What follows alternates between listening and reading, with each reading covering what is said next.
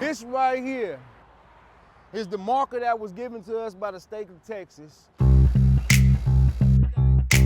for my grandfather's barbershop, the Jackson's Barbershop. Everyone used to come to this barbershop. I'm talking about cars lined all up and down the streets.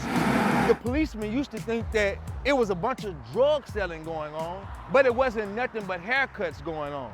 Barbershop is a place where men go just to let off steam, to be men. Barbershop is also a place of public opinion. They would always take it to the barbershop. At the barbershop, it's always good fun. You got the barbecue man that's gonna pull up. You got the people that selling the shirts. You got your shoes. You got everything you want. The ladies are coming in with the pies, the tea cakes. The barbershop has always been the place. One thing I always saw my grandfather and my father do was they always took care of their property. They took care of their property from the inside to the out. Whether it was fixing the pipes or whether it was cutting, edging, and landscaping, we did it all. Nobody would take care of your spot like you will. Nobody. Dad passed 25 years ago this year. Every day, everything we talk about him is never a conversation without talking about Dad, because Dad was such a philanthropist. My dad was the kind of person, if you were one of his customers or if you needed a haircut, if you were sick, my dad would go and cut your hair free, whether it be Monday, Sunday, any days that he was off. And in the meantime, as opposed to being paid, he would leave money. So that person didn't have to pay for a haircut, they could pay for a prescription. Now, my father was a man who wore many hats. He was a philanthropist, he was a deacon. First of all, he was a Christian. And he loved being a community activist, a civil rights activist, more or less.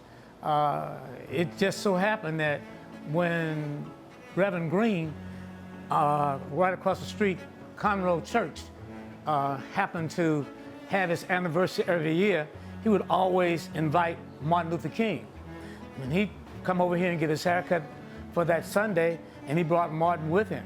As they were sitting down talking, he found out that this was a great hub for the community and for civil rights. And believe it or not, Martin Luther King called George Bush Sr. over.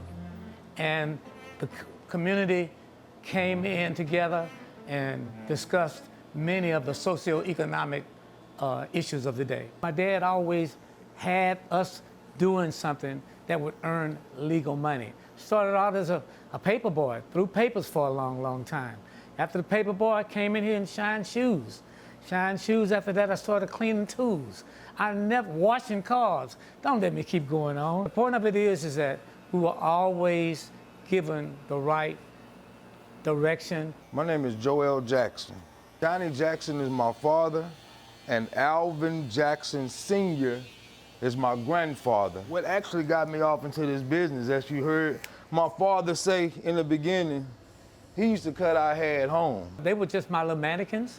I took them and set them on the kitchen table. And from there, we get our haircuts. And we know what a good haircut does for you. It allows you to get a job.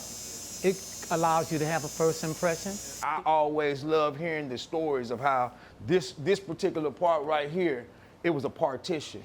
And that side was the barbershop side, and this side over here was the beauty shop side. My grandfather never ever stopped working. I'm talking about until his last days, he always was fixing something. He was the plumber here. He was the carpenter here. He was the groundsman here. He did all the landscape. Everything that needed to be done to this shop, to his home, as well as to his properties, he did it. If he couldn't do it, he knew somebody that was going to do it for a haircut. A good haircut will get you many places. As you can see, these barbers over here, when people come, you have car salesmen that come here.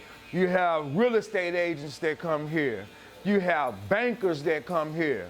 And everyone wants to leave up out of here looking correct, and they want to get up out of here looking right. So if you're able to give that person a good haircut, not only a good haircut, while they're in the seat, converse with them and talk with them about the things that are going on throughout the day, throughout the life, you get a special bond with that person. And it has always been like that in the barber world. Barbering can get you through doors that a lot of doors cannot be open.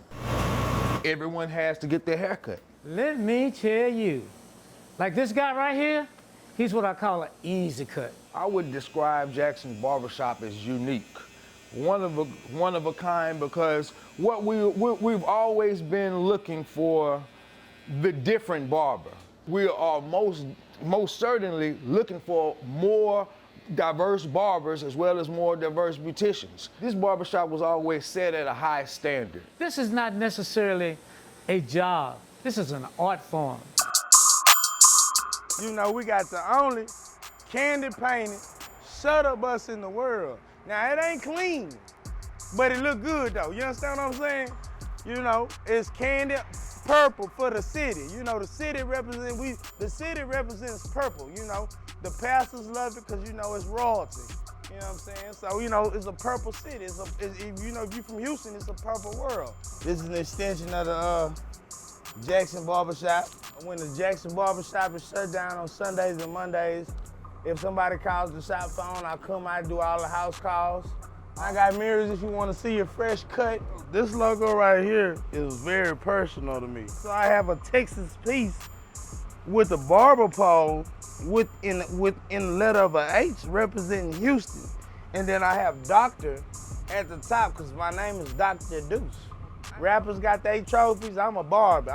This is my trophy. I grew up around rappers, so we all got trophies, I got mine too, you know? So I just bring it out on special occasions, you know what I'm saying? But it's the real stuff, you know? It ain't none of that fake deal, you know? And all off cutting hair. This bus got paid off cutting hair. I got these diamonds in my mouth off cutting hair, because I can be cutting some hair, you know what I'm saying? R.I.P. DJ Screw, you know, Houston legend. Right here, we went to the Screw Fest and DJ Screw Fest, the first one of the year, and showed that. And R.I.P. to my man, Pimp C. You did. And we just got some legends on my hood. You know, we got ESG, we got DJ Screw, we got the legendary Bun B, my boy the Pimp. And we can't do nothing without that big old mo. And it's all a part of the Jackson Barbershop, and that's how we doing it. To me, it means continue the legacy.